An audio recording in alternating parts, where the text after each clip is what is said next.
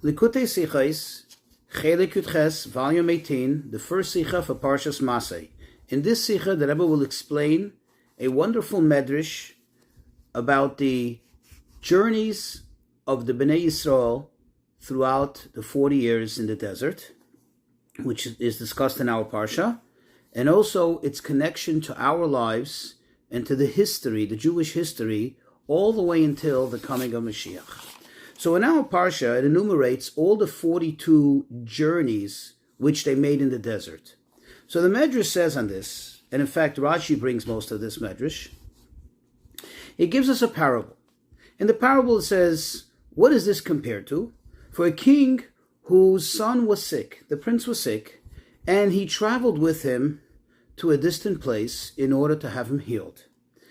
As they were coming back, as they were returning, his father started to point out all the journeys, all the stops they made, and he said to him, here we slept, here we were cold, we caught a cold, here we cooled off, here you literally, it's translated, felt your head, meaning you had the headaches, you were a little ill. Says the Medrash, so too, Hashem said to Moshe, enumerate all the places in which they angered me, where the Jews, the Bnei Yisrael, angered me. This is the Medrash. And that's why it says, Eile Masei Bnei Yisrael, quote, these are the journeys of the children of Israel from when they left Egypt until they came to the Promised Land. So this is how the Medrash explains it.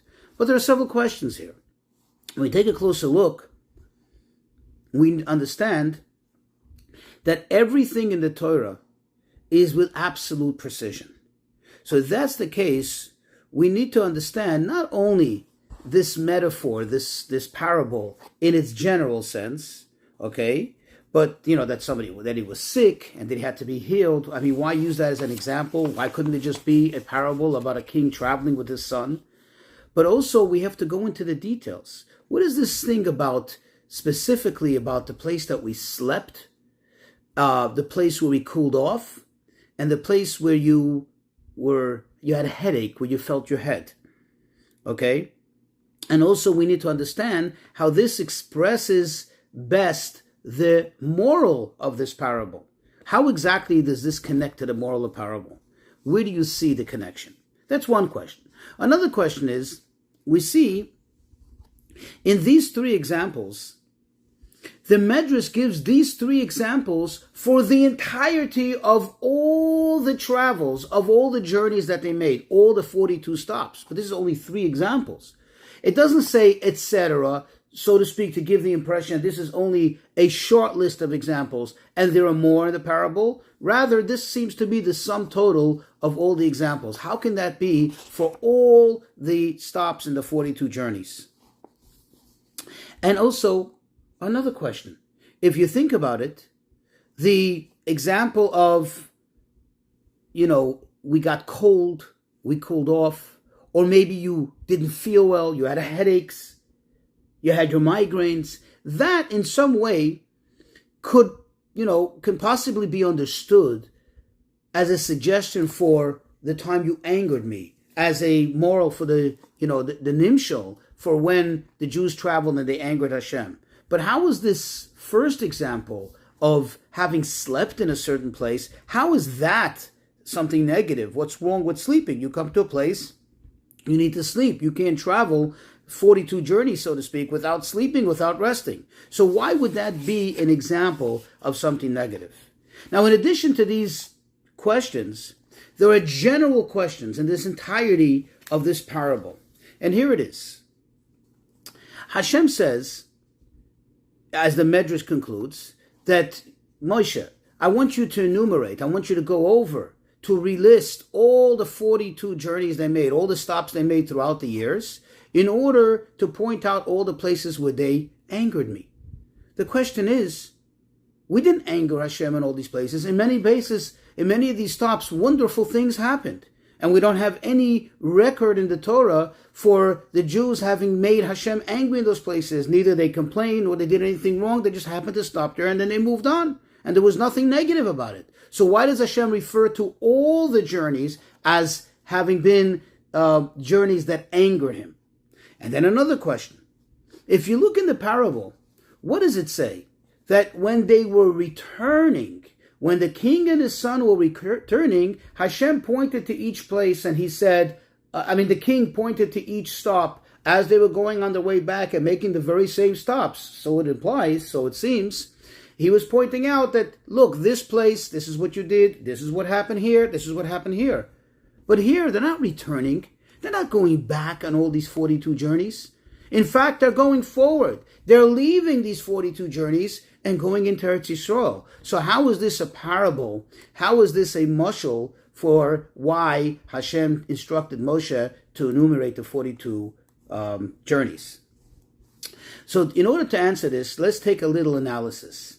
If we analyze closely, we'll realize that the three examples in the parable, they actually correspond to the very first three stops or journeys that the Bnei Yisrael, that the children of Israel made as they left Mitzrayim, up until Kriyas Yamsuf, the splitting of the sea. Look at the first stop. The first stop, the Torah tells us they traveled from Ramses, that is from Mitzrayim, and the first place they stopped was in Sichos.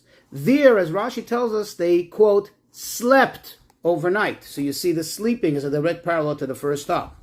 In the second stop, they came to Asam. In Asam, that's where they began to enjoy the protection of the clouds of glory. What did the clouds of glory do? Not only protected them from the snakes and scorpions and from all the projectiles of the Egyptians, but in fact we know that it also protected them from the heat of the desert, thus the cooling effect, thus the coldness. And the third one is when they arrived at Pi Hachiros. Remember when Hashem had them stopped here in order to confuse the Egyptians, and immediately they started to complain. And what did they say? We would rather work, we would rather be enslaved to the Egyptians rather than dying here, than being killed in the desert. This is a rationale. This is something that uses the head. Thus, the parable of the headaches, of using one's head. And you see clearly how these are the first, that corresponds to the first three journeys that they made prior to the splitting of the sea. Now, all these journeys in general, we know, are a symbol of all the journeys, just like they traveled until the city of Jericho, the city of Yericho. The word Yericho comes from the word reach, which means smell.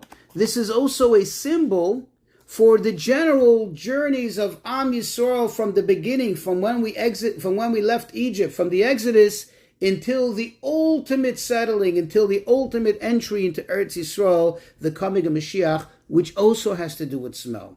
As we know that Mashiach will be the one to bring about the Geula, the redemption, and the final and absolute settlement in Eretz Yisrael. And Mashiach is the one, as it says, quote, he is Moirach Vadoin. He will be the one to judge by smell. He will be able to smell and know if something is true, if something is false, if something is good, if something is bad. It will be the absolute way of judgment. Thus, when they traveled, it all is symbolic of all the stops that we make throughout history, all the trials and tribulations of Am Yisrael until we reach the ultimate destination. In fact, the splitting of the sea is a micro example of what will happen when Mashiach comes. What happened to the splitting of the sea? The evil, the bad, the Egyptians were done away with. They were killed. They were destroyed. They were annihilated.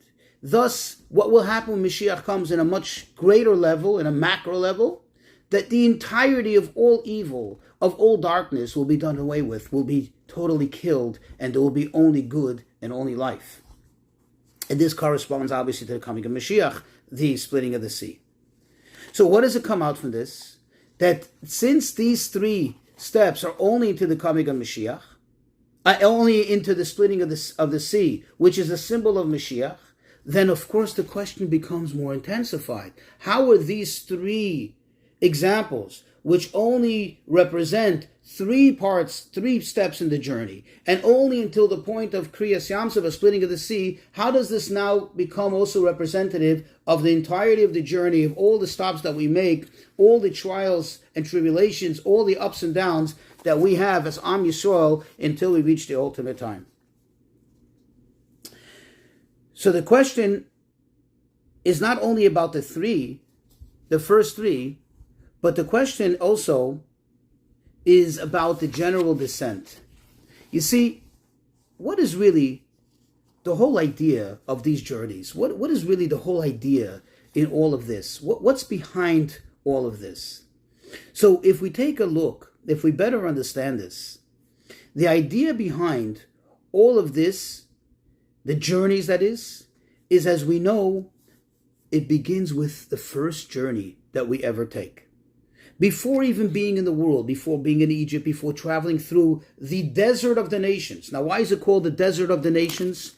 It's called, euphemistically, the desert of the nations, because just like the Jews traveled in the desert is a desolate place, or as described, a place, lo yoshav sham adam, that man is not settled there. And when we mean man, we mean also the ultimate man, Hashem himself.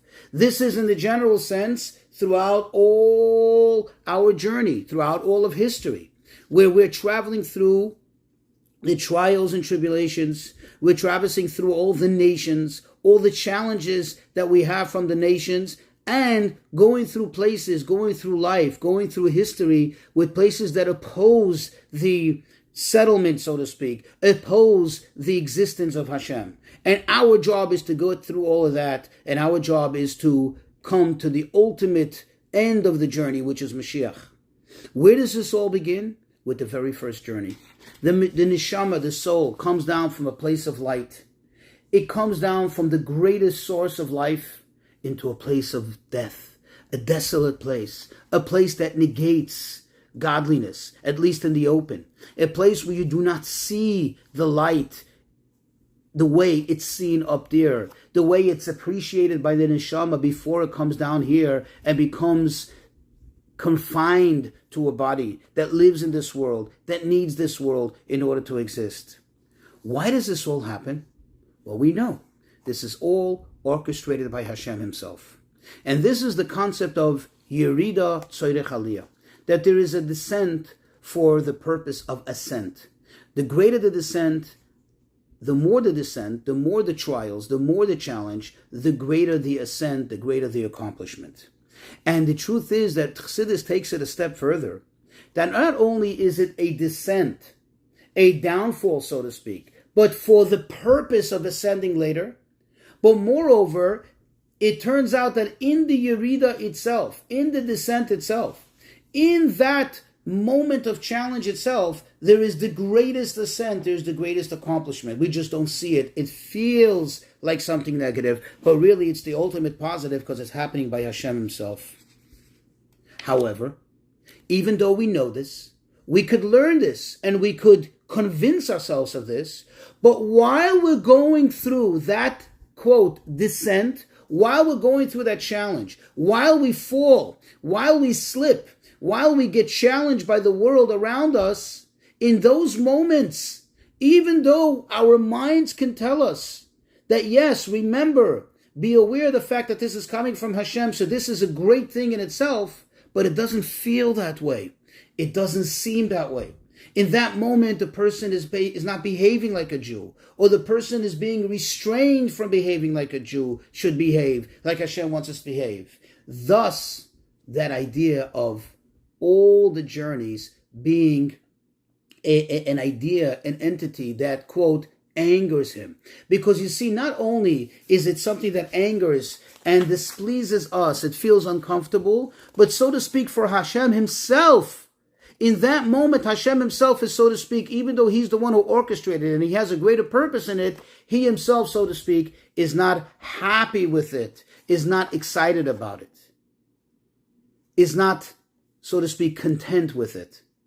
So in that moment, it's as if it's also angering, quote, him every single step of the journey, every one of the 42 stops in that journey. However, when Mashiach comes, when we reach the ultimate goal.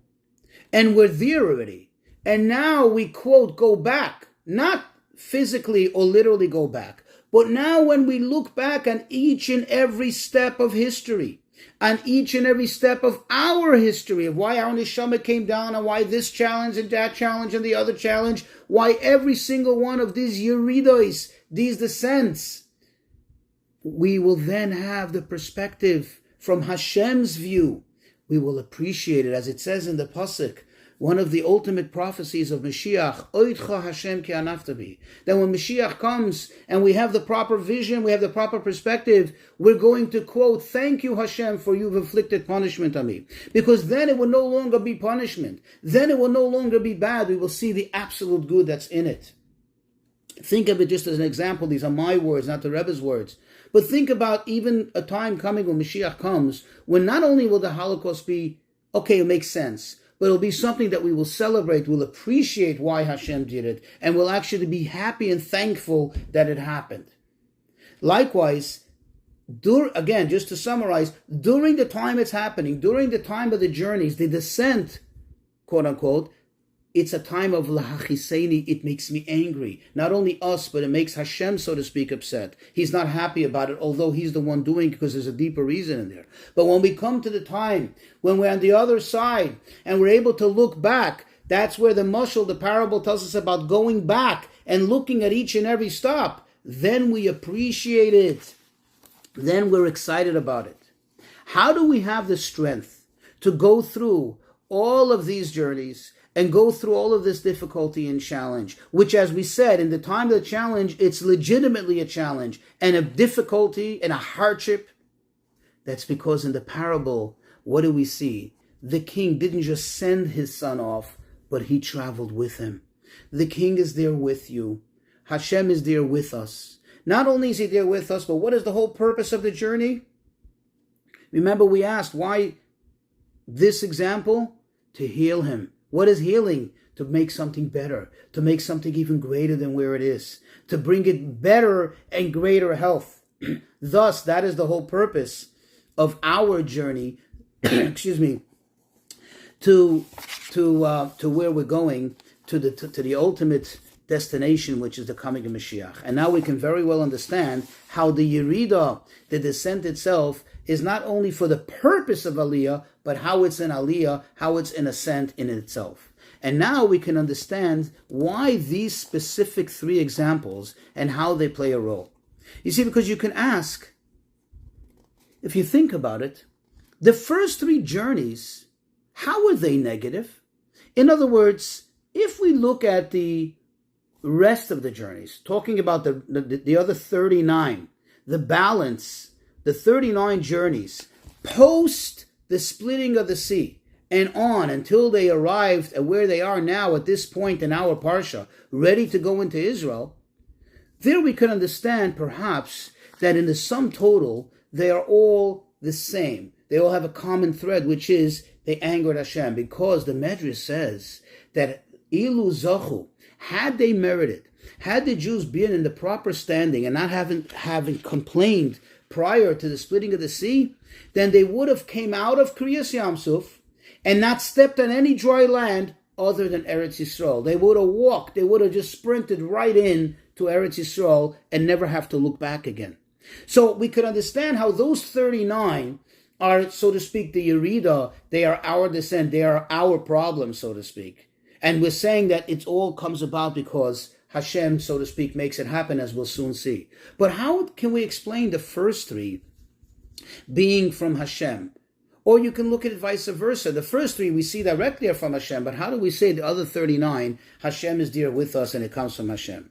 So in order to better understand it, there's a verse in Tehillim in the book of Psalms, in chapter 66, verse 5, that says, Noira alila al b'nei Adam, which could also mean that Hashem makes schemes, amazing, wondrous schemes, tremendous schemes on the people of man. Meaning that Hashem is the one who makes it happen so that a person should slip, that a person should be in a situation which unfortunately leads them to sin, and therefore leads them to fall from their stature in order for them to grow even more from it later.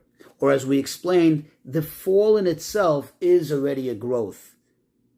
Now, the truth is that if this is the case, then one can argue then this takes away free choice. Of course it doesn't. Because as the Mittel Rebbe explains, the second Lubavitcher Rebbe, Rabbi Dov Ber Lubavitch explains, that there are really two kinds, there's two different scenarios in this very idea that Hashem makes things happen. You see, there are those which is clear and obvious. In other words, it's very direct. You see Hashem put a person in a certain situation. Hashem made a circumstance as it is, and it's very, very clear and obvious that the reason why the person, for example, is not doing a certain mitzvah is because they can't, because Hashem put them in that situation. Versus the other type, which is the typical one, where on the surface it doesn't seem to have a direct connection with Hashem. It's not obvious that Hashem made this person fall into that circumstance and slip and, do the wrong thing only to later grow. And it seems to be clearly from the person's own personal choice, but still it's from Hashem. Because nothing happens without Hashem, and these things specifically comes all from Hashem, that Hashem has a plan for each and every single person. Thus we can appreciate the difference between the first three journeys, which was prior to the splitting of the sea, which the splitting of the sea technically could have been already the time of Mashiach, to go in straight from there to Eretz Yisrael, and the other 39 journeys. You see, the first three of those type where it's obvious. Hashem brought them to where they are. Hashem made happen what happened. But then after the splitting of the sea, like I said, because we didn't merit, because of our shortcomings, because of our insufficiencies, therefore we had to go through all of that. So it seems to have been triggered by us. It seems to be our fault, but really ultimately it comes all from Hashem. It all comes from Hashem. And all of them, the common thread between everything is that it all is ultimately not only for the purpose of ascent, for the purpose of being greater, but in and itself is already a greatness. We just don't see it. We'll only get to appreciate all of this after Mashiach comes. And now we can get a little better appreciation of these specific three examples in the parable. You see, the idea of sleeping. Remember we spoke about the neshama coming down to this world. And that's in each person's individual, particular journeys. And then in general, Am Yisrael, us, the children of Israel, being in the world and having to live amongst the nations, in quote, the desert of the nations, and going through all of that. So when you look at the idea of sleeping, what is the idea of sleeping? We know that sleep is to a great degree considered a measure of death. It's like death in some ways. It's just that we get to wake up afterwards. Thus, think about the neshama. The neshama is in the ultimate place of life, in the ultimate source of light in life. When it comes down into this world, it descends into a place that there is an option for one to choose the opposite of life. God forbid death. Thus the idea of sleeping. However, even though the neshama comes into a very dark place, but as the Torah tells us, Hashem also says, I give before you life. That means I also give you the counterbalance to the death, to the bad, to the evil, to the darkness of the world. So you should be able to choose. Otherwise, it would be very difficult to choose the good. This is the, quote, cooling off idea. This is the good that we have, the life, the Torah, the spirituality that's available to us, that's dear, but we just need to, tap into that resource, but it's dear and it can help us cool off the severity of the darkness of the world, of the passion for material things. However, in order for us to have true and absolute free choice, Hashem gave us intellect. The intellect is what gives us the animalistic soul. It gives us the ability to think, to contemplate, and you can use your head. Sometimes it don't use it right. That's not feeling good in your head. Sometimes we use it right. Hopefully the more times. This is where we have the ability to overpower our emotions, our instincts, our temptations.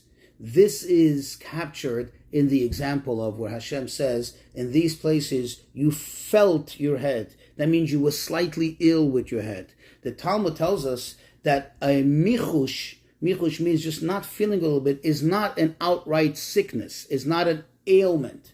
Okay, there's a difference in an illness and just not feeling a little well.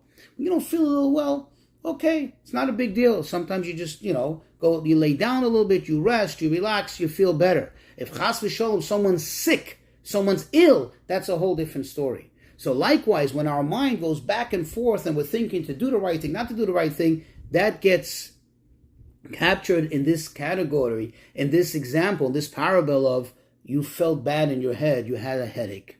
And this is the sum total of this whole parable and the moral of how it applies to our times and to the coming of Mashiach.